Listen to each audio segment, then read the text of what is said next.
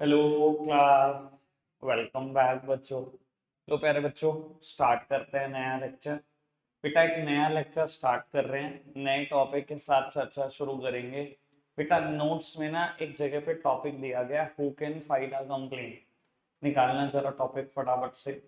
Who can file a complaint, बस यही है। पेज नंबर 139, पेज नंबर 139 पर होगा। बाबू आज पढ़ेंगे थोड़ा थोड़ा सा ही, थोड़ी मेरी तबीयत भी सेट नहीं है। 15-20 मिनट, 15-20 मिनट का ही दोनों बैच चलाएंगे आज बस।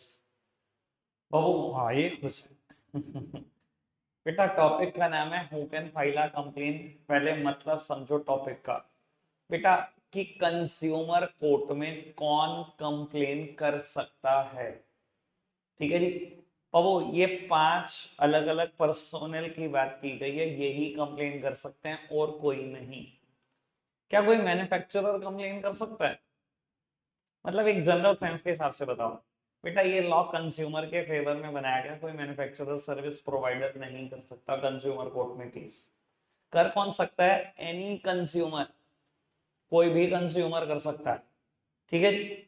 एनी रजिस्टर्ड कंज्यूमर एसोसिएशन, और बेटा पहले दिन ही बता दिया था कि कंज्यूमर एसोसिएशन को अनलिमिटेड पावर दी गई है। कंज्यूमर एसोसिएशन केस कर सकती है ऑन बिहाफ ऑफ कंज्यूमर, है ना। तो बेटा कोई भी कंज्यूमर केस कर सकता है, कोई भी रजिस्टर्ड कंज्यूमर एसोसिएशन केस कर सकती है। सेंट्रल और स्टेट गवर्नमेंट, बेटा सेंट्रल गवर्नमेंट और स्टेट गवर्नमेंट भी केस कर सकती है। बेटा अगर national level of interest involve हो जाए और बहुत बड़े लेवल पे धोखा हो रहा हो कंज्यूमर के साथ, तो कई बार सेंट्रल गवर्नमेंट भी केस करती है। मैंने नोकिया के केस में भी ये बात बोली थी कि बेटा किसी एक कंज्यूमर ने केस नहीं करा था, वहां सेंट्रल गवर्नमेंट को आगे आकर केस करना पड़ा था। ठीक है ना, नोकिया बैटरी BL5C। ठीक है जी। तो बाबू 3 लोगों की मैंने बात करी, कोई भी कंज्यूमर, कोई भी रजिस्टर्ड कंज्यूमर एसोसिएशन, सेंट्रल और स्टेट गवर्नमेंट। बाबू उसके बाद लिखा हुआ है वन और more consumer on behalf of numerous consumer having the same interest. बेटा कहता है कौन केस कर सकता है? वन और मोर कंज्यूमर, या तो एक कंज्यूमर कर ले या कुछ कंज्यूमर कर लें, on behalf of numerous consumer having the same interest, on behalf of number of consumer having the same interest, जिनका इंटरेस्ट सेम हो। समझाने के लिए बात करता हूँ बेटा। बाबू आपके स्कूल ने क्या किया, आज एक नया टीचर अपॉइंट किया जो इकोनॉमिक्स पढ़ाएगा। ठीक है जी। बेटा 5 दिन हो गए, 6 दिन हो गए, आपकी क्लास को कुछ समझ नहीं आ रहा है। बेटा एक बच्चे ने एप्लीकेशन लिखी है, प्रिंसिपल के नाम के टीचर बदल दिया जाए। अब ये नहीं होगा बेटा, क्लास में 60 बच्चे हैं तो 60 अलग अलग एप्लीकेशन जाएंगे प्रिंसिपल के पास। एप्लीकेशन एक लिख दो, 59 स्टूडेंट साइन कर दो और पहुंचा दो प्रिंसिपल के पास। यही करते हो ना? ठीक है ना, सेम बात चल रही है। अब वो मान लो मोटो ने ना एक पर्टिकुलर मॉडल निकाला, कुछ भी समझ लो, मॉडल M। ठीक है, ऐसा कोई मॉडल नहीं, बस मैं ऐसे ही बोल रहा हूँ, मॉडल M। ठीक है जी, और फ्लिपकार्ट के थ्रू बेच रहा है।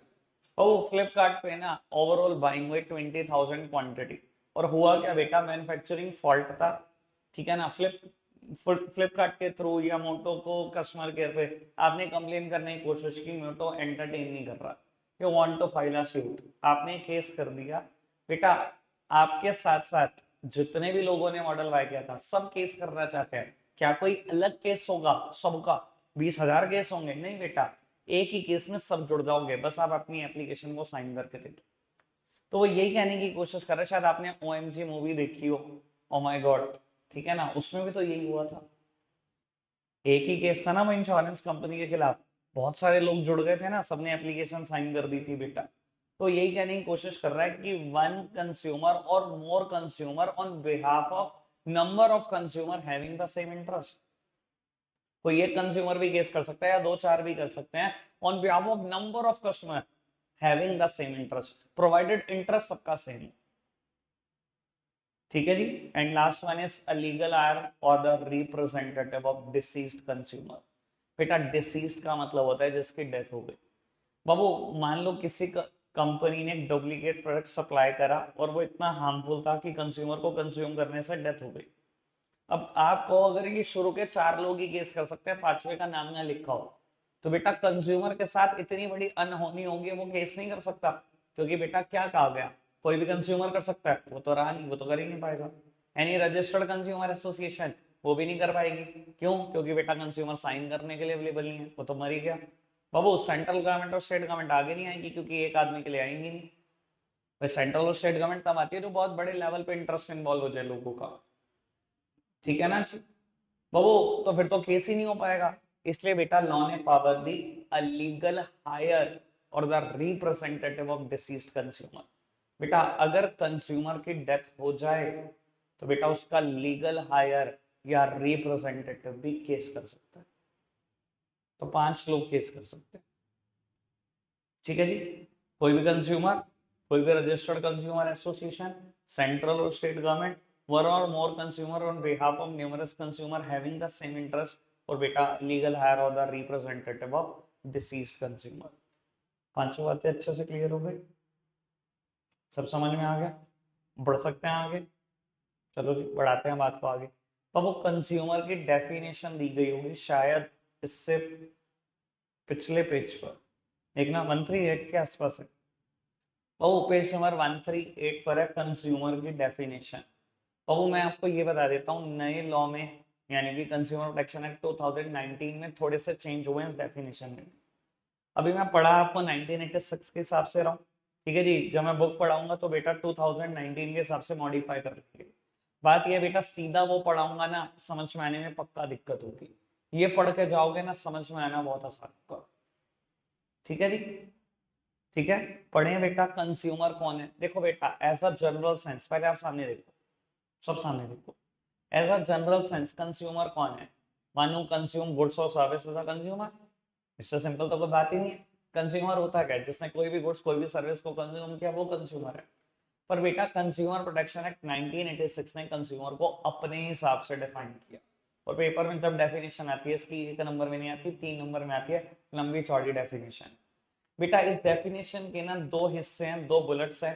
पहला हिस्सा मैं बता देता हूँ गुड्स के एंगल से लिखा गया पूरा, और दूसरा हिस्सा पूरा सर्विसेज के एंगल से लिखा गया, ठीक है बेटा। पहला हिस्सा गुड्स के एंगल से, दूसरा हिस्सा सर्विस के एंगल से। लेकिन जब गुड्स का हिस्सा पूरा पढ़ लोगे ना तो सर्विस के हिस्से में बस बेटा 2 वर्ड चेंज है, कट कॉपी पेस्ट, पूरी सेम की सेम बात यहाँ लिखी हुई है, ठीक है जी। अब आराम से सुनना जरा, नोट्स में देखते रहना जब जब मैं कुछ बात बोलता रहा हूँ, ताकि बेटा कंफर्म होता रहे, वरना इतनी बड़ी डेफिनेशन मैं बोर्ड पे लिखूंगा समय खराब होगा और कुछ। बेटा लिखा हुआ है कंज्यूमर की डेफिनेशन में गुड्स वाले पोर्शन में, any person who buy goods for consideration. इधर देखना चाहिए, मैं एनालिसिस बहुत तगड़ा करूंगा बेटा, एनालिसिस इज वेरी इंपॉर्टेंट। रट तो बहुत लोग लेंगे, समझा हुआ उसकी वैल्यू है। बाबू कहता है एनी पर्सन, कोई भी पर्सन कंज्यूमर हो सकता है, हो बाय गुड्स फॉर कंसीडरेशन। बेटा जिसने गुड्स बाय करा है फॉर कंसीडरेशन, कंसीडरेशन मतलब बदले में कुछ पे भी किया है, ठीक है ना। ऐसे ही गुड्स बाय नहीं करके आ गया, कंसीडरेशन भी दी है, वो कंज्यूमर है। देखो बेटा इस वर्ड की वैल्यू इतनी ज्यादा है, अभी शायद आपको समझ नहीं आ रही। अगर आप कंज्यूमर बन पाओगे यानी कि इस डेफिनेशन में फॉल होगे, तभी तो जाकर कंज्यूमर कोर्ट में केस कर सकते हो, क्योंकि कंज्यूमर कोर्ट में 5 ही लोग केस कर सकते हैं। पहली वर्ड लिखा था एनी कंज्यूमर।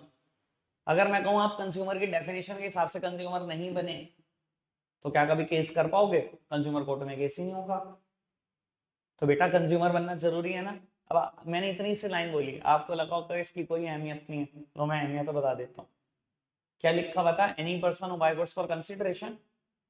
अब सुनना बाबू, एक इंसान को ना थोड़ी सी ना पैर में प्रॉब्लम लगी, वो एक सर्जरी के लिए पहुंचा अपने नॉन डॉक्टर के पास, वो डॉक्टर उसका रिलेटिव। बेटा डॉक्टर ने पूरी सर्जरी परफॉर्म कर दी, और बेटा उसके बदले में उससे 1 रुपया भी चार्ज नहीं किया। 5 दिन के बाद पता लगा बेटा पैर में जितनी प्रॉब्लम थी उससे 10 गुना हो गई। डॉक्टर ने ना बेटा इन्फेक्टेड एक इंजेक्शन का यूज किया, जिससे उसकी बॉडी में और ज्यादा इन्फेक्शन हो गया, उसकी बाद में टांग काटनी पड़ गई। अब वो कंज्यूमर कोर्ट में डॉक्टर की डेफिशिएंसी ऑफ सर्विस के खिलाफ केस करना चाहता है। केस हो सकता है? नहीं। क्यों? क्योंकि वो कंज्यूमर ही नहीं है। क्यों नहीं है कंज्यूमर? क्योंकि कंसिडरेशन पे ही नहीं हुई। आपको लगता होगा इतने इतने वर्ड की कोई अहमियत नहीं है, पूरी पूरी केस स्टडी डिराइव हो जाती है इतने से वर्ड से। तो वो कहता है any person who buy goods for consideration, कोई भी कंज्यूमर तभी बन पाएगा जब कंसिडरेशन हो। कहता है विच हैज बीन पेड और प्रोमिस्ड और पार्टली पेड और पार्टली प्रोमिस्ड और under any scheme of deferred payment. बेटा वो कंसीडरेशन कैसी होनी चाहिए? कहता है विच हैज बीन पेड, या तो पे हो चुकी हो सारी, 100 का सामान खरीदा, 100 के 100 आज दिया है, कंज्यूमर हो। कहता है और प्रोमिस्ड, सर 100 का सामान खरीदा, दे के आज तक नहीं आए, अभी भी उधार पर चल रहा है, प्रॉमिस हुआ हुआ है कि दे दूंगा, तो क्या आप कंज्यूमर नहीं हो? सर नॉर्मल सेंस भी कहती है कंज्यूमर हो। मैं कहता हूँ मैंने कन्फेक्शनरी शॉप से 20 रुपए का सामान खरीदा, कोई चिप्स का पैकेट, और प्रॉमिस कर दिया दे दूंगा, भाई लिख ले मेरे खाते में, तो भाई मैं कंज्यूमर नहीं हूँ। एक्चुअली में देखो मैं तो कंज्यूम कर ही रहा हूँ इस चिप्स को, कंज्यूमर तो हूँ ही, जनरल सेंस भी कहती है कंज्यूमर हो, तो बाबू लॉ भी कह रहा है कंज्यूमर हो। तो बाबू consideration which has been paid और प्रोमिस्ड, चाहे कंसीडरेशन पे कर चुके चाहे प्रॉमिस कर चुके, और पार्टली पेड और पार्टली प्रोमिस्ड, बेटा word is not half air, word is partly paid और पार्टली प्रोमिस्ड। 100 का सामान खरीदा, 90 नगद दे दिए, 10 उधार कर दिया, कोई नहीं, मैं पार्टली पेड पार्टली प्रोमिस में आता हूँ। 75 दे दिए, 25 उधार कर लिया, मैं आता हूँ। 50 दे दिए, 50 उधार कर लिया, आता हूँ। 20 दे दिए, 80 उधार कर लिए, 10 दे दिए, 90 उधार कर लिए, सारी बातें पार्टली पेड और पार्टली प्रोमिस्ड। और कहता है और under any scheme of deferred payment. बेटा ये स्कीम ऑफ डेफर्ड पेमेंट क्या होता है? What do you mean bye deferred payment? बेटा डेफर्ड पेमेंट मतलब फ्यूचर पेमेंट। बाबू अगर आपने कोई सामान खरीदा है डेफर्ड पेमेंट में, कहता तभी आप कंज्यूमर हो। ये डेफर्ड पेमेंट क्या है, थोड़ा सा इलेबोरेट करता हूँ। बाबू एक एक्टिवा खरीदने गए आप, और बेटा आपने शोरूम में जाकर पूछा कितने रुपए की एक्टिवा? उन्होंने कहा जी कैश परचेज प्राइस ₹1,00,000, नगद खरीदोगे 1,00,000 रुपए की। आपने कहा जी नगद नहीं खरीदनी, फाइनेंस करानी है, ठीक है जी। तो उसने कहा कोई दिक्कत नहीं, आप डाउन पेमेंट कर दो आप 20,000 रुपए, ठीक है, और 2,500 रुपए की 40 किस्तें। आपने कहा जी ऐसे तो मुझे महंगी पड़ जाएगी, 1,20,000 रुपए की पड़ जाएगी एक्टिवा। तो उसने कहा सर फाइनेंस में चीज महंगी पड़ती है, जो पैसे आज आपको देने हैं आप उसको 40 महीने तक डेफर कर रहे हो, लगभग 3.25 साल, 3.25 साल जो पैसे आपको आज देने हैं, 3.25 साल में भी तो दे रहे हो, तो उतने 20,000 का ब्याज है 3.25 साल की, और क्या है बाबू, इसे ही बोलते हैं scheme of deferred payment. Defer नहीं कर रखी आपने पेमेंट, देनी थी आज, डेफरमेंट ही तो कर रखा है। समझ में आ रही बात? अच्छा एक बात बताओ, अगर आप एक्टिवा ऐसे खरीद कर लाए हो, बताओ जनरल सेंस क्या कहती है? कंज्यूमर नहीं हो, पहले दिन से एक्टिवा चला रहे हो, कंज्यूमर नहीं हुए एक्टिवा के, तो कंज्यूमर तो हुए ही। पेमेंट कैसे कर रहे हो उससे तो कोई फर्क ही नहीं पड़ रहा, बस पेमेंट होनी चाहिए, कंसिडरेशन शुड बी देयर, ठीक है ना। फ्री ऑफ कॉस्ट कुछ भी चीज ले लोगे, कंज्यूमर नहीं बनोगे बेटा, बस इस चीज का ध्यान रखना। समझ आ रही है बात? तो बाबू कंज्यूमर कौन है? Any person who buy goods for consideration which has been paid or promised or partly paid or partly promised or under any scheme of deferred payment। समझ आई बात अभी तक सारी जितनी बोली? बैठो सारी। बाबू उसके बाद बोला जाता है it include any user of such goods when such use is made with the approval of the buyer। आराम से सुनना, एक एक वर्ड काम का है। कहता है it include any user of such goods when such use is made with the approval of buyer. बेटा मान लो आकाश भाई एक्टिवा खरीद कर लाए, और मैंने आकाश भाई की मर्जी से इससे पूछ कर एक्टिवा इस्तेमाल कर ली इसकी, क्या मैं कंज्यूमर हूँ? है हूँ इस डेफिनेशन के हिसाब से। वो कहता है it include any user of such goods when such use is made with the approval of buyer. इसमें बेटा वो सब यूजर आ जाएंगे बेटा गुड्स के, प्रोवाइडेड कि वो यूज बायर के अप्रूवल से हुआ। और बेटा आप खुद समझो, अगर ये एक्टिवा चला रहे थे, ये कंज्यूमर थे, अगर इनकी परमिशन लेकर मैंने चला ली, तो क्या मैं कंज्यूमर नहीं हूँ? बिल्कुल कंज्यूमर हूँ, ठीक है ना। प्रोवाइडेड किसकी परमिशन हो।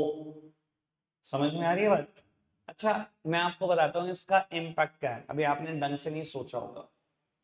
मान लो बेटा कोई चोर किसी इंसान की एक्टिवा चोरी करके ले जाए, अगर ये ना लिखा हो, अगर ये बात ना लिखी हो, तो बेटा वो कंज्यूम तो कर ही रहा है, कंज्यूम तो कर ही रहा है उस एक्टिवा को।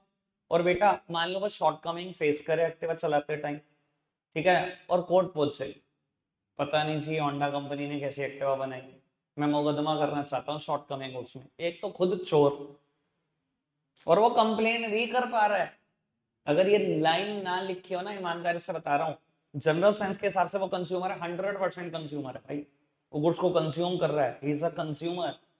और मतलब एक चोर मुकदमा करवा रहा है कंपनी के खिलाफ जिसकी खुद की चीज भी नहीं है। आप सोचो कितनी हंसी की बात है। इस वजह से लाइन को इंट्रोड्यूस किया गया। इसमें वही यूजर आएंगे गुड्स के बेटा जिसने बायर की अप्रूवल से गुड्स को इस्तेमाल किया है। समझ में आ रहा है लॉ कितना सिस्टमैटिक बना है। मतलब हम लॉ में कमियां निकालते हैं, भाई साहब कमी के लायक नहीं होता लॉ मेकर साहब, जीनियस। बिल्कुल क्लियर है ना अभी तक यहां तक की बात। It include any user of such goods when such use is made with the approval of buyer.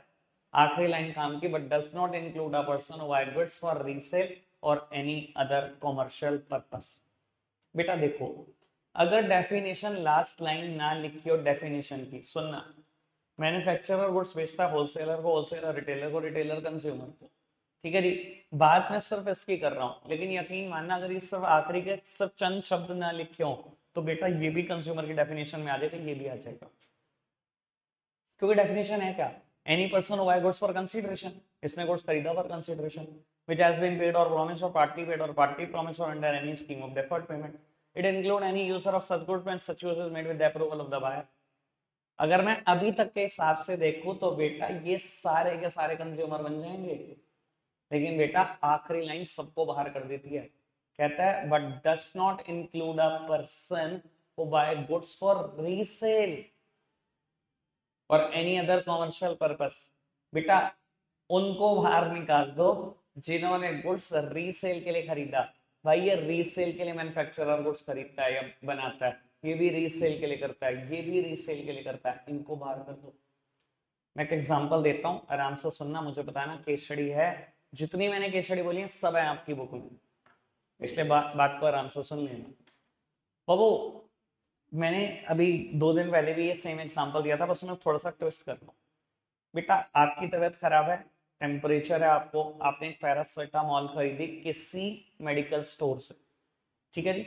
और वो मेडिसिन स्पूरियस थी, आपने मेडिसिन कंज्यूम करी, ठीक नहीं होना, क्या ही होना था बेटा, आप उल्टा हॉस्पिटलाइज हो गए, 10-15 दिन हॉस्पिटल लगे, आपकी वापसी है।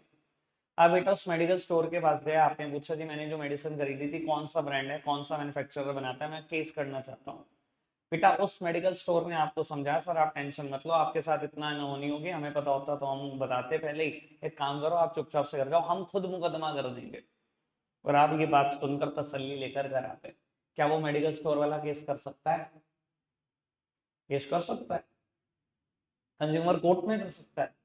नहीं कर सकता। क्यों? क्योंकि वो कंज्यूमर नहीं है, क्योंकि बेटा उसने गुड्स बाय करा है फॉर रीसेल, और जिसने भी रीसेल के लिए गुड्स खरीदा है बाहर निकाल दो, डेफिनेशन कहती है उसको। अभी तक कोई दिक्कत कोई परेशानी? समझ आई बात? पक्का से? डेफिनेशन डन गुड्स वाली। अब सर्विसेज वाली पढ़वा दूंगा, 1 सेकंड में पढ़वा रहा हूँ, मेरी तरफ देखना। जब मैं लॉ कर रहा था ना, LLB, तो मेरे सेकंड सेमेस्टर में आया ये question, what do you mean by consumer as per consumer protection act 1986। ठीक है जी। और मेरे को पढ़ाते हुए उस टाइम 6-7 साल हो चुके थे, यही पढ़ा था मैं, राजा बेटे गलत फंस गया तो मुझे। मतलब ये डेफिनेशन सेम जो 12th क्लास में पढ़ा रहा हूँ तो ये सेम आई थी मेरे को LLB सेकंड सेमेस्टर में। कभी कभी ऐसा भी होता है जिंदगी में, देख लो कहाँ तक अहमियत है। लॉ, सारे लॉ पढ़ोगे ना, एक लॉ ये भी तो पढ़ोगे कभी जाकर। बाबू अब सर्विसेज वाली बात पढ़कर बताना क्या समझ आ गई क्या, फटाफट से करना, जल्दी करना। बेटा सर्विसेज में बस हायर और अवेल ये वर्ड ऐड हो गए होंगे, उसमें हम बेटा परचेस परचेस कर रहे थे, वो हायर और अवेल वर्ड यूज कर रहे थे, दैट्स इट, और कुछ भी नहीं हुआ।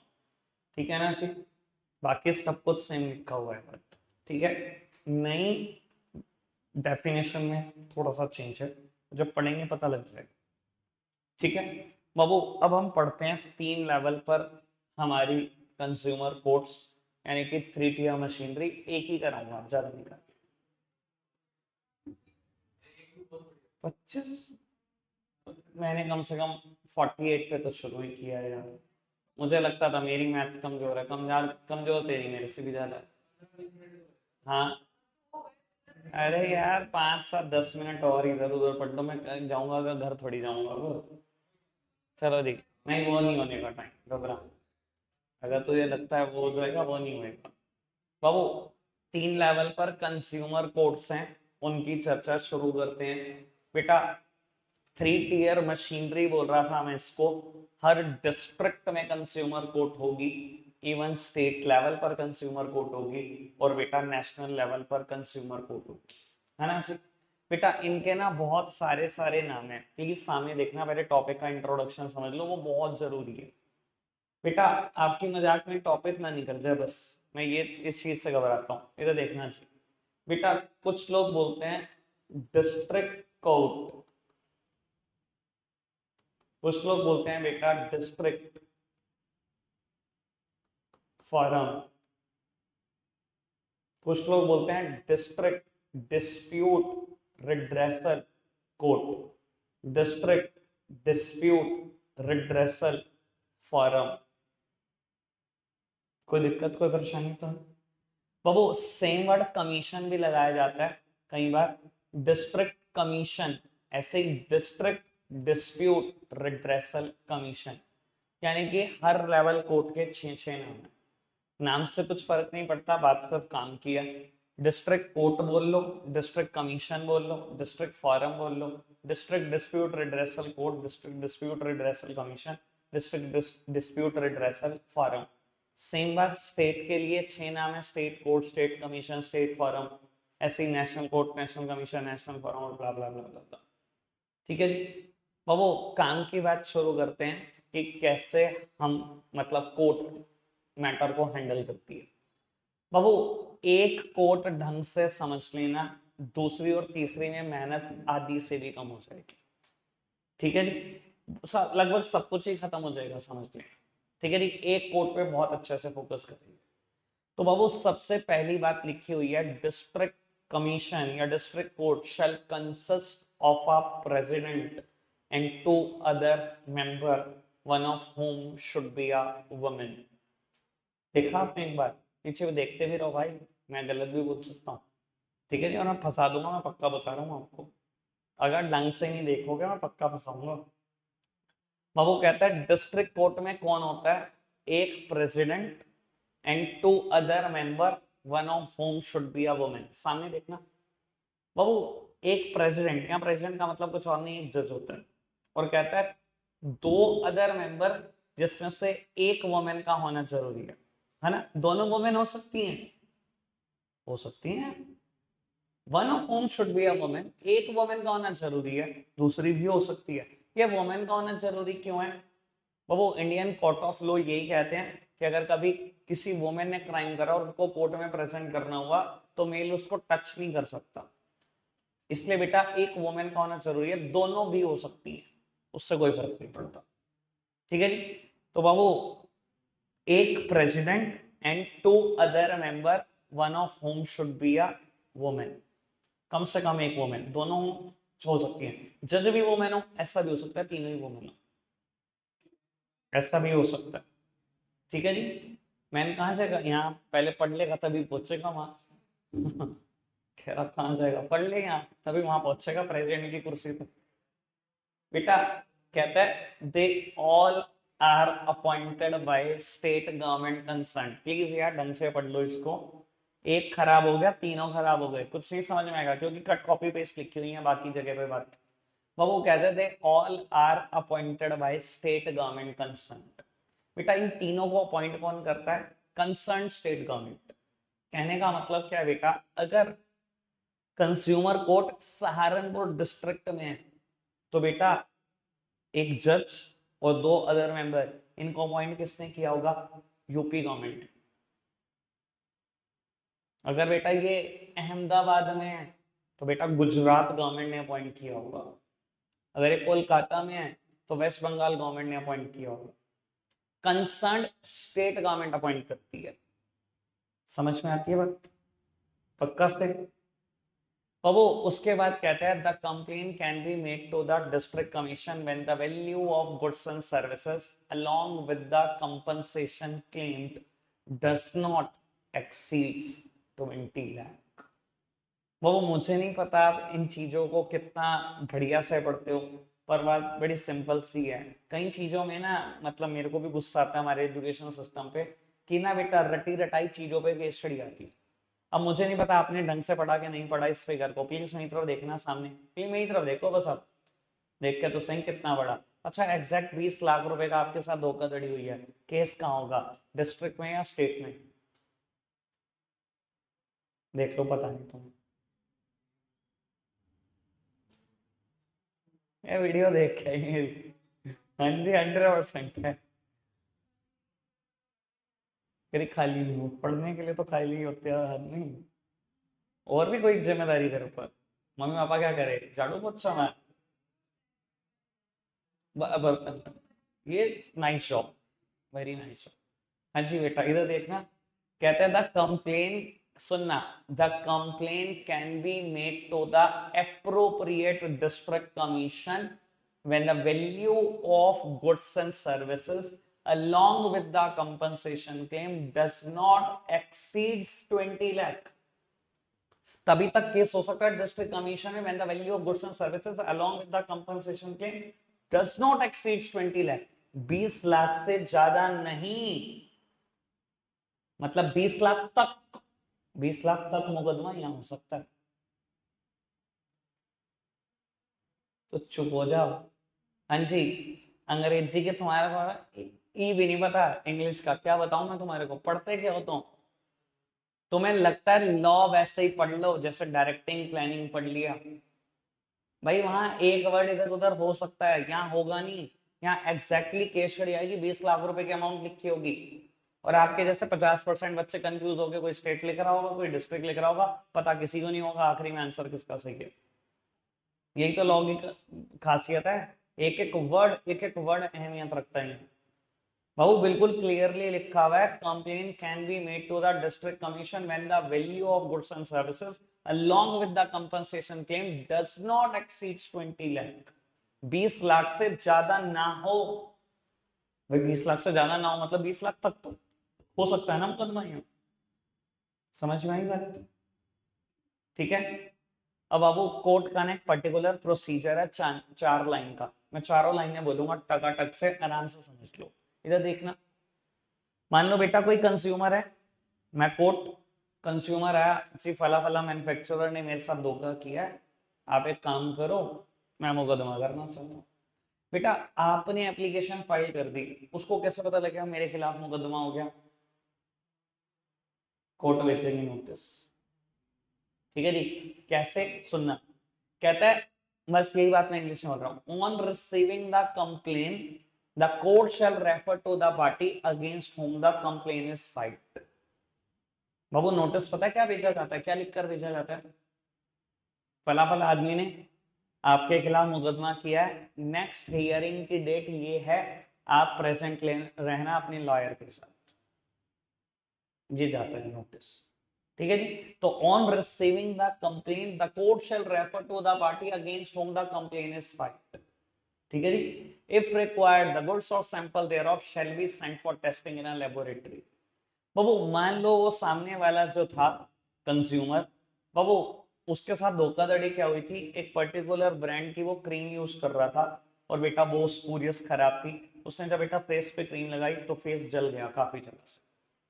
ठीक है जी, और बर्न मार्क आ गए उसके ऊपर। बाबू उसने कंप्लेन करने को कह दिया कि मैं केस करना चाहता हूं, भाई जज है भगवान थोड़ी है। उसने कहा हियरिंग की डेट दी है मैंने 15 दिन बाद की, अब 15 दिन तक क्या करे, कुछ भी नहीं है ना काम करने को। 15 दिन के बाद हियरिंग में भी तो टेस्ट कराना ही पड़ेगा, उस प्रोडक्ट में ही शॉर्ट कमिंग है या आप झूठ बोल रहे हो, कंज्यूमर झूठ भी तो बोल सकता है। तो बेटा कोर्ट ने उसको तो नोटिस दे दिया, in the mean time product भी बेटा लेबोरेटरी में टेस्ट कराया जा सकता है। मैंने यही बोला, इधर देखना, on receiving the complaint the court shall refer to the party against whom the complaint is filed if required the goods or sample thereof shall be sent for testing in a laboratory। ठीक है जी, 15 दिन बीत गए, अब court judgment देगी, हमेशा ध्यान रख लेना, it is the principle of natural justice. बेटा सामने वाले को भी बोलने का मौका दिया जाता है। कोर्ट एक तरफा फैसला नहीं लेती कि उसे बुलाया भी नहीं, मैन्युफैक्चरर को पूछा भी नहीं, सीधा का सीधा जजमेंट दे दी। It is the principle of natural justice. जिसके खिलाफ मुकदमा हो रहा है उसको बोलने का एक मौका तो जरूर देना ही देना, क्या पता वो फॉल्ट पे हो ही ना। तो बाबू, the court shall give judgment after considering the test report from the laboratory and hearing to the party against whom the complaint is filed। Court judgment देगी, टेस्ट रिपोर्ट भी कंसीडर कर लो और बेटा उस पार्टी की भी बात सुन लो। 4 लाइन का प्रोसीजर है, हर कोर्ट ऐसे ही फॉलो करती है, इवन सिविल कोर्ट हो, क्रिमिनल कोर्ट हो, दुनिया की कोई कोर्ट हो, ये चारों बातें बिल्कुल एज इट इज चलती है। समझ में आ रही है बात? ठीक है, याद हो जाएंगी लाइन्स, बहुत आसान है। On receiving the complaint, the court shall refer to the party against whom the complaint is filed. If required, the sample thereof shall be sent for testing in a laboratory.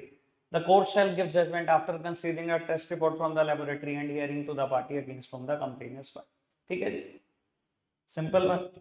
Babu last line बचती है और district commission खत्म हो जाएगी।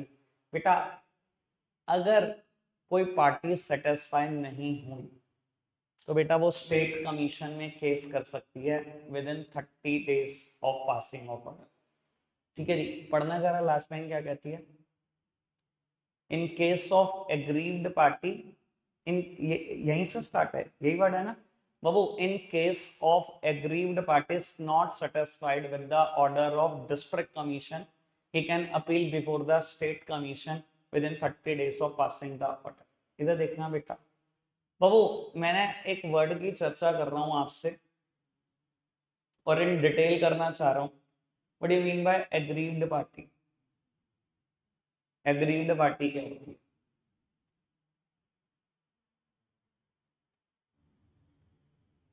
What do you mean by aggrieved party?